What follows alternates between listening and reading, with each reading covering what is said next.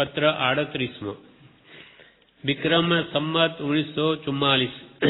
કોના પર છે? નામ નથી. એમાં કે છે,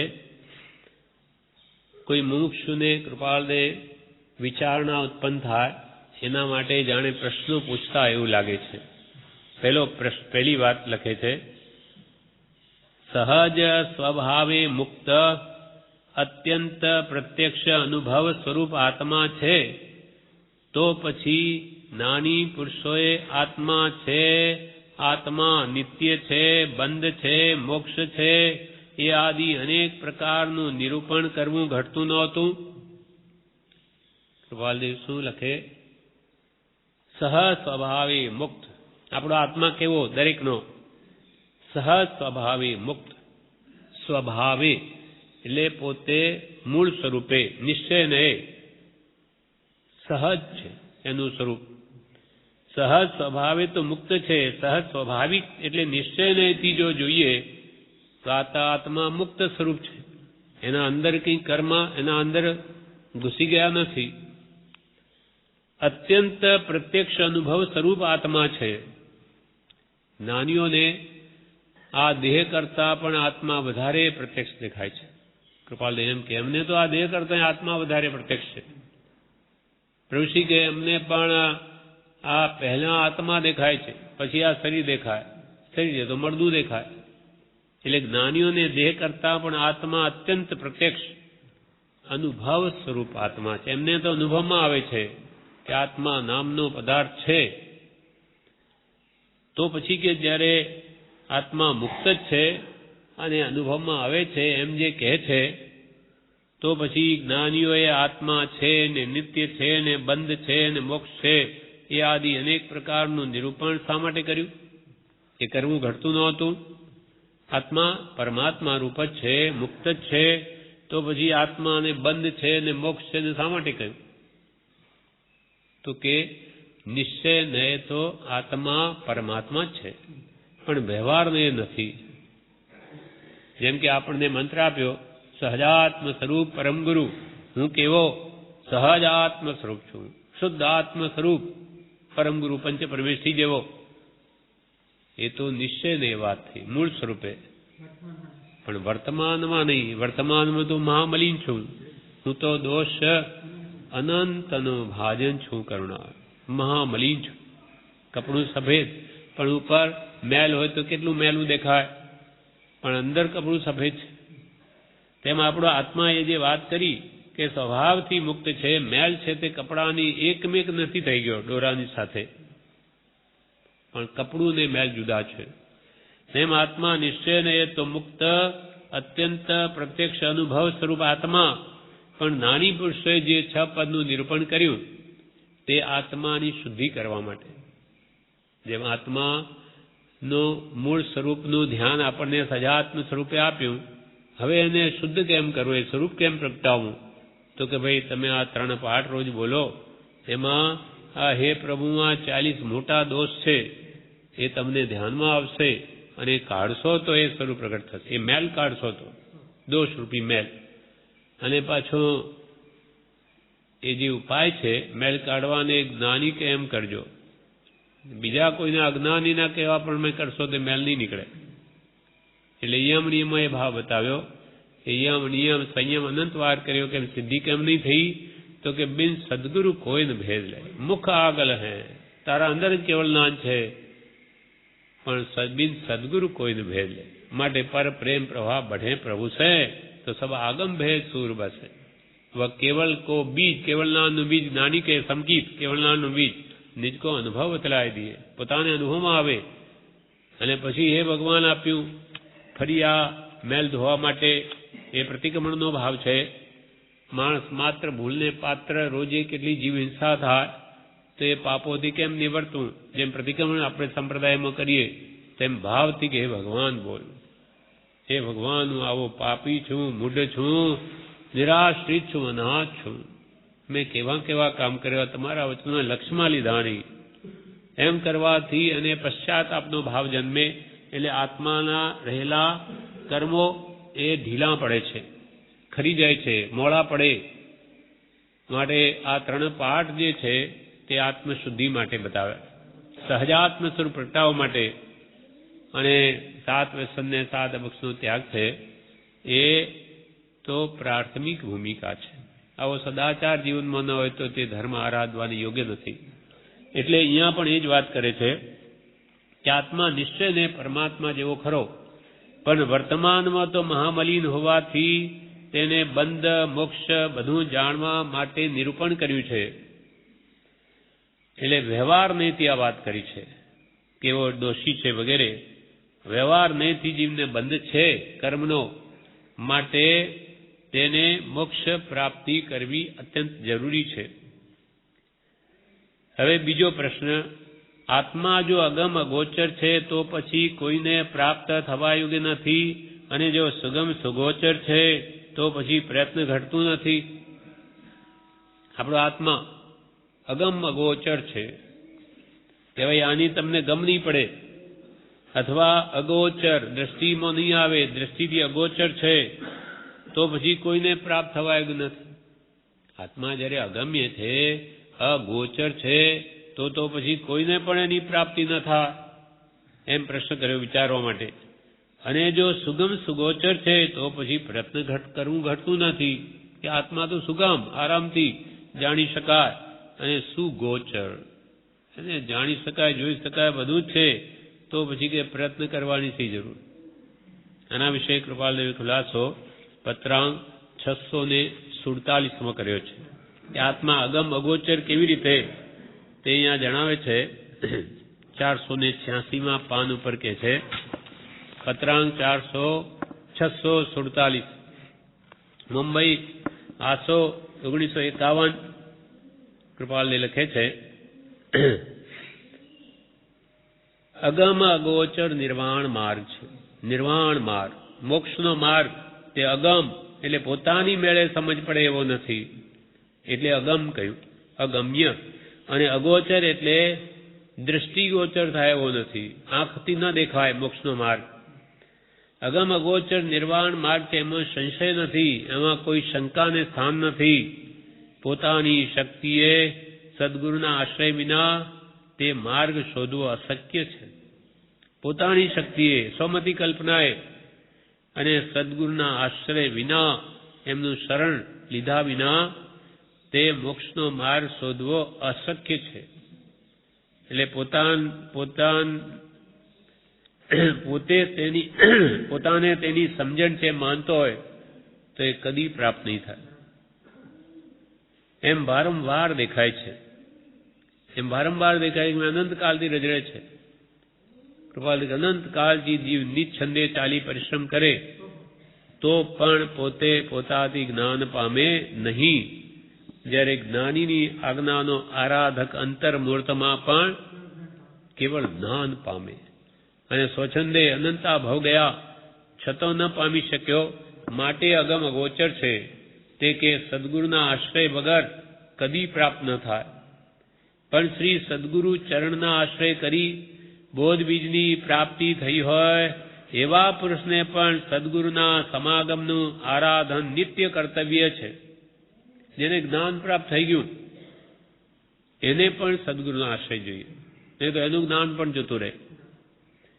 પણ શ્રી સદગુરુના ચરણના આશ્રય કરી, એમના આશ્રય વડે બોધ બીજની પ્રાપ્તિ થઈ હોય, બોધ બીજ એટલે સંકિત, સમ્યક દર્શન થયું હોય એવા પુરુષને પણ સદગુરુના સમાગમનું આરાધન નિત્ય કર્તવ્ય છે. જગતના પ્રસંગ જોતા એમ જણાય છે કે તેવા સમાગમ અને આશ્રય વિના નિરાલંબ બોધ સ્થિર રહેવો વિકટ છે. એટલો જ પત્ર લખ્યો કે જગતના આવા પ્રસંગો જોઈએ છે કે ચાર જ્ઞાનના ધરતા પણ બધું મૂકી દઈને દિગોદમાં જઈને પડ્યા. આવા અનેક પ્રસંગને જોતા એમ જણાય છે કે જ્ઞાની પુરુષનો સમાગમ અને એમનો આશ્રય લીધા વિના નિરાલંબ બોધ એટલે આધાર વગર પ્રગટ થયેલી જ્ઞાન દશા પણ સ્થિર રહેવી વિકટ છે. એટલા માટે કૃપાલદેવે લખ્યું આત્મસદીમાં, હેમ વિચારી અંતરે શોધે સદગુરુયો, કામ એક આત્માર્થનું બીજો નહીં મન રોગ. અથવા સદગુરુ યોગથી સ્વચ્છંદ તે રોકાય, અન્ય ઉપાય કર્યા થકી પ્રાય બમણો થાય. મારી મેલે હું આત્માને ઓળખી લઈશ. મારા સ્વરૂપનું જ્ઞાન કરવું એ મારા દ્વારા કરવું તો એમાં ગુરુની શી જરૂર છે? ન થાય. ગુરુ બિન જ્ઞાન ન ઉપજે, ગુરુ બિન મિલે ન ભેદ, ગુરુ બિન સંશય ના મીટે. જય જય જય ગુરુદેવની જય હો. વ્યવહારમાં પણ ગુરુ માટે તો કેટલી આવશ્યકતા છે ને તે ભણી શકતો નથી. એટલે સ્કૂલ કોલેજમાં મોકલવામાં આવે, વળી ટ્યુશન આપવામાં આવે. ગુરુ વગર જ્ઞાન ન થાય. તો આ માર્ગનો તો સાવ અજાણ છે. પરમાર્થ માર્ગ કયા ભમે કેટલોક આરાધ્યો, તો એ તો ગુરુ વગર પ્રાપ્ત થઈ શકે જ નહીં. એટલા માટે ઠેઠ 12મા ગુણસ્થાન જ્ઞાન સુધી જ્ઞાની પુરુષના વચનોનો આશય આધારરૂપ છે, ઠેઠ કેવળ જ્ઞાન સુધી. માટે અગમ અગોચર નિર્માણ માર્ગ છે એ સુગમ સુગોચર જ્ઞાની પુરુષના ઉપદેશથી જરૂર થાય. એનો આશ્રય લે તો મોક્ષ માર્ગ ભલે અનંત કાળમાં પ્રાપ્તિ નહીં થઈ, પણ એ પણ જ્ઞાનીનું શરણ લે તો એની આજ્ઞા ઉપાસે. શરણ એટલે કેમ કરે તો એને પણ અનંત કાળમાં જે ન પ્રાપ્ત થયું તે પણ થઈ જાય. આ પ્રમાણે આ પત્રાંક 38મો પૂરો થયો. હવે પત્રાંક 39 એમના પણ નામ નથી કોના ઉપર છે. એમાં કૃપાલદેવ એમ લખે છે, विक्रम संवत 1944, नेत्रों की श्यामता विषय जो पुतलियां रूप स्थित हैं, अरु रूप को देखता है, साक्षी भूत हैं, सो अंतर कैसे नहीं देखता. कोई हिंदी भाषी ऐसे हमने लख्यू है, नेत्रों की श्यामता विषय. आंख, नेत्रो एटले आंखो बे कीकी करतो पेलो काळो भाग मोटो, એ શ્યામ જે કાળું કાળું દેખાય મોટું, એના અંદર પૂતલિયા રૂપ એક મગના દાણા જેવો વચ્ચે ભાગ છે, જેને કીકી કહીએ આપણે, એટલો ભાગ જ જુએ છે. હા, એના સિવાય કાળો ભાગ બધો જોતો નથી. વચ્ચે મગના દાણા જેટલો જ ભાગ બધું જુએ છે. નેત્રો કી શ્યામતા, નેત્રમાં જે કાળા શ્યામતા વિશે જો પુતલિયા રૂપ સ્થિત હૈ, અરુ રૂપ કો દેખતા હૈ, બીજી બધા વસ્તુના રૂપને જે જુએ છે તે કીકી. સાક્ષી ભૂત હૈ, બધી વસ્તુઓની સાક્ષી ભૂત છે તે કીકી. કેમ કે જે દ્રષ્ટા છે, દ્રષ્ટિનો જે જાણે છે રૂપ, અબાધ્ય અનુભવ જે રહે તે છે જીવ સ્વરૂપ. જે દ્રષ્ટા, આ દ્રષ્ટિનો દ્રષ્ટા જુદો છે. દ્રષ્ટિ એટલે આંખ, એ તો મરદાની હોય પણ એ જોઈ નથી શકતી, એને જોનાર જુદો છે. જે દ્રષ્ટા છે, દ્રષ્ટિનો જે જાણે છે રૂપ, જે આ બધું રૂપ જાણે છે, આત્મા હોય તો જાણે. અબાધ્ય અનુભવ જે રહે, જેને બાદ ન કરી શકાય એવો અનુભવ જે અંતરમાં રહે તે છે જીવ સ્વરૂપ. આપણે બધું બાદ કરો, જોવાનું આંખ બંધ કરો, સાંભળવાનું કાન બંધ કરી દો, મોઢું બંધ કરો, છતાં પણ અંતરમાં એક સ્વ સંવેદન થશે કે હું છું એ ભાવ નહીં જાય. કેમ? જ્યાં સુધી પોતે છે અંદર, એટલે એ છે અબાધ્ય, એટલે જેને બાદ ન કરી શકાય એવો જે અનુભવ રહે, સ્વ સંવેદન, હું છું, તે છે જીવ સ્વરૂપ. તે જીવનું સ્વરૂપ છે. જીવ જ્યારે નીકળી જાય તો પછી અંદર હું છું કોઈને નહીં થાય. એમ અરુ रूप को देखता है, साक्षी भूत है, सो अंतर कैसे नहीं देखता. તો અંતર આત્મા જે રહેલું છે એને કેમ નથી જોઈ શકે? જો ત્વચા વિશે સ્પર્શ કરતા है, शीत उष्णादिक को जानता है, ऐसा सर्व अंग विषय व्यापक अनुभव करता है, जैसे तिलों विषय तेल व्यापक होता है, तिसका अनुभव को नहीं करता. जो शब्द स्वर्ण इंद्रिय के अंतर ग्रहण करता है, तिस शक्ति को जाननहारी सत्ता है. એમાં આત્મા છે એ ભાવ સમજાવો છે. એમ લાગે છે કે ત્વચાથી આપણે કોઈ વસ્તુને સ્પર્શ કરીએ તો કે આ કડક છે કે કોમળ છે, એ કોણે જાણ્યું? આત્માએ જાણ્યું. આ શરીર ખાલી મરદાને એમ અડાડ્યું હોય તો એને તો કંઈ ખબર ન પડે શું છે. તો જે ત્વચા વિશે સ્પર્શ કરતા है, અને આ શીત છે, ઉષ્ણ છે, એટલે કે આ ઠંડુ છે, ગરમ છે, કોણે જાણ્યું? आत्मा जान्यू। शीत उष्णादि को जानता है, ऐसा सर्व अंग विषय व्यापक, आखा शरीરના બધા અંગોમાં વ્યાપક છે ઇન્દ્રિય પ્રત્યેકને નિજ નિજ વિષયનું જ્ઞાન, પણ પાંચ ઇન્દ્રિયના વિષયનું પણ આત્માને ભાન। આંખ કે ભાઈ જોવાનું કરે, કાન સાંભળવાનું કરે, પણ આ બધાનું જ્ઞાન કોને છે? આત્માને। આત્મા ન હોય તો કોઈ કામ ન કરે, કોઈ ઇન્દ્રિય કામ ન કરી શકે। એટલે અહીંયા કે છે ऐसा सर्व अंग विषय व्यापक, आखा शरीर में जो व्यापेलो है वो आत्मा नो अनुभव करता है। वो जैसे तिलों विषय तेल व्यापक होता है, तल तल में तेल व्यापेलू है कि नहीं? पण कृपाल के आपने देखाय छे, आपने तल देखाय, तेल एनु तेल देखातुं ज नथी, तो शुं एमां तेल नथी? छे। जैसे तिलों विषय तेल व्यापक होता है, तिसका अनुभव कोई नहीं करता, એટલે એમાં એને તેલ કોઈને દેખાતું નથી। जो शब्द श्रवण इंद्रिय के अंतर ग्रहण करता है, शब्द आवीने आ श्रवण इंद्रिय એટલે કાન, शब्द आवीने અથડાઈને અંદર જતો રહે। शब्द जो शब्द श्रवण इंद्रिय के अंतर એટલે अंदर ग्रहण करता है, तिस शब्द शक्ति को जानन हारी सत्ता है। शब्द तो आवीने અથડાયો, મળદા नहीं અથડાય એના કાનમાં, કોણે જાણ્યું? શબ્દ આવ્યો કે નહીં આવ્યો એને તો કઈ ખબર નથી, પણ એ શબ્દ આવીને જે ગયો અંદર એને तिस शब्द शक्ति को जानन हारी, તે સત્તા છે ત્યાં कोई वस्तु नहीं। जिस विषय शब्द शक्ति का विचार होता है, शब्द गयो પછી એના ઉપર વિચાર આવે કે આ મને ફલાણે એમ કહ્યું તેમ કહ્યું, विचार कोने કર્યો? आत्माए। तो जिस विषय शब्द शक्ति का विचार होता है, जिस करी रोम खड़े हो आते हैं, एवी कोई बात आवे कि रोम खड़ा थई जाए, मर्दाने नहीं थाय, अंदर छे माटे थाय छे। तो जे कोई एवो विचार करवाती एना रोम खड़ा थई जाए, सो सत्ता दूर कैसे होवे? आत्मानी सत्ता छे नहीं, तो आ सत्ता ने दूर केवी रीते करवी? ए तो अंदर बधुं आ छे, ज्यां सुधी अंदर छे त्यां सुधी तेना रोम खड़ा थई जाए। कोई एवी वात ध्रासको लागे तो मरण पण थई जाए, रड़वा बेसे, कोई सारा समाचार तो हसवा लागे। ये कोण करे छे बधुं? जिस करी रोम खड़े हो आते हैं, सो सत्ता दूर कैसे होवे? प्रश्न विराम। ये सत्ता ने दूर केवी रीते आपणे काढी नाखवी कि सत्ता छे ज नहीं? जो जिह्वा के अग्र विशेष रस स्वाद को ग्रहण करता है, तिस रस का अनुभव करने हारी अलेप सत्ता है।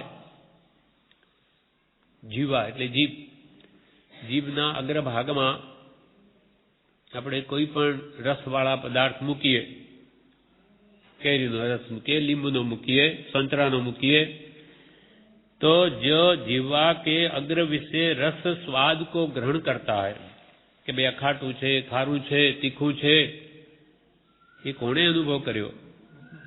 આત્માએ, જીભે નહીં। જીભ જ જો આવું અનુભવ કરતી હોય તો જીભ તો છે મર્દાને, શરીર છે એનું મર્દાને, જીભ છે બધું છે।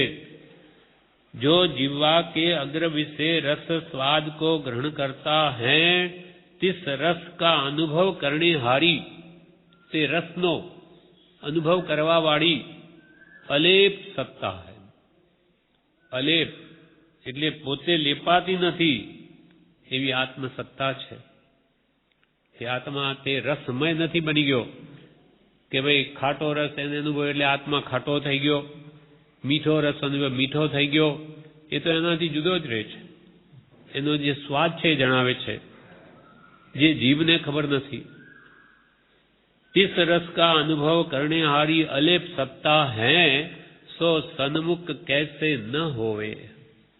એવું જે બધી ઇન્દ્રિયો દ્વારા જે જ્ઞાન કરે છે, એવી જે સત્તા આપણા અંતરમાં રહેલી છે આ દેહમાં, તો સો સન્મુખ कैसे नहीं होवे?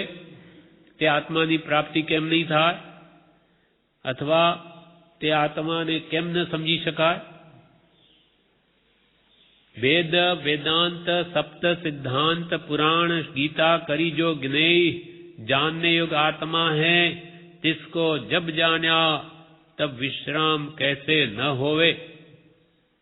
कृपाल के जी आत्मा वेद वड़े वेदांत वड़े के सप्त सिद्धांत वड़े भगवान महावीर ना उपदेश छेला सप्त सिद्धांत जीव अजीव आश्रम समर मंद मोक्ष निर्जरा 7 तत्व। तो जे सत्तानी ओळखाण वेदांतમાં જણાવી છે કે સપ્ત સિદ્ધાંતમાં જણાવી કે પુરાણમાં કહી કે ગીતા કરી જો જ્ઞેય, ગીતામાં પણ આત્મા નામનો પદાર્થ છે એવા તો એવો જ્ઞેય એટલે જાણને યોગ્ય આત્મા है એવો સર્વ પદાર્થને જાણવા યોગ્ય સર્વ પદાર્થને જે જાણે એવો આત્મા છે તે આત્માને जब जान तिसको जब जान्या, ते आत्मा ने जયારે जान्यो तब विश्राम कैसे न होवे। सर्व पदार्थ ने जानना स्वपर प्रकाशक एवी जे चेतन सत्ता है तेने ज्ञानी पुरुषे जानी तो एना आत्मा में विश्राम कैसे न होवे। केम के त्याग वैराग न चित्त में थाय न तेने ज्ञान। जेने त्याग वैराग आव्यो जेथी आत्माना दर्शन थया निर्मल अंतःकरण विना तो अंदर प्रकट थाय नहीं ज्ञान। तो जेने प्रगट्यू तो एना आत्मा में विश्राम कैसे न होवे। एटले के जेने आत्मानो अनुभव थयो तेना आत्मा में विश्रांति एटले विशेष शांति केम न थाय, अवश्य थाय। केम के आत्मा मन सुख रहेलू छे। ये सुखनु जेने वेदन थयुं त्यारे पर पदार्थो प्रत्येथी एनी आसक्ति ज घटी जाय छे, मटी जाय छे, तुच्छ भासे छे। तो एने आत्मा इच्छाओ घटी गई, कई जोईतुं नथी एने हवे, तो एना आत्माने विश्रांत केम न थाय। आ प्रमाणे आ पत्र लख्यो छे। आत्मा छे अने ते ए आत्माने जेणे जाण्यो तेणे सर्व जाण्यु। अने सर्व जाणवानुं फल एक आत्म प्राप्ति है। केम के आत्मा ए ज परमात्मा छे। अप्पा सो परमप्पा, आत्मा ए ज परमात्मा छे निश्चय ने मूल स्वरूपे, पण वर्तमान में नहीं। काम क्रोध मान ना लोभादि भावो विषय कसायनी वृत्तिओ ए ज्यारे शमे त्यारे ज आत्मानुं सुख प्रगटे छे। विषयाभिलाष मटे छे त्यारे आत्मानो आनंद प्रगटे छे। એટલે કૃપાલ કે વિષયથી જેની ઇન્દ્રિયો આર્ત છે તેને શીતળ એવું આત્મ સુખ આત્મ તત્વ ક્યાંથી પ્રાપ્ત થાય, ક્યાંથી પ્રતીતિમાં આવે, શ્રદ્ધામાં નહીં આવે કે આત્મા નામનો આવો પદાર્થ છે કે આત્માથી સૌ આખું જગત હીન છે। એ જેને અનુભવાય તે જ જાણે। એટલે આ રીતે आत्मा अनंत सुखरूप है, इन्हें जानवा आत्मा नाम पदार्थ है जे अनंत ज्ञान दर्शन सुख वीर्यनो स्वामी है। એટલે એને ઓળખવા માટે તમે જરૂર પ્રયત્ન કરશો તો તમે પણ એ સુખને પામશો, શાશ્વત સુખને પામશો સર્વકાલને માટે। અને ઇન્દ્રિયોની જે તૃષ્ણા છે બાહ્ય ભોગાદિની બળતરામાં જીવ મોહ પામે એ બધી કે મટી જશે। આ પ્રમાણે આ પત્રાંક 39 પૂરો થયો। હવે પત્રાંક 40 જે આપણે આવતીકાલ લઈશું।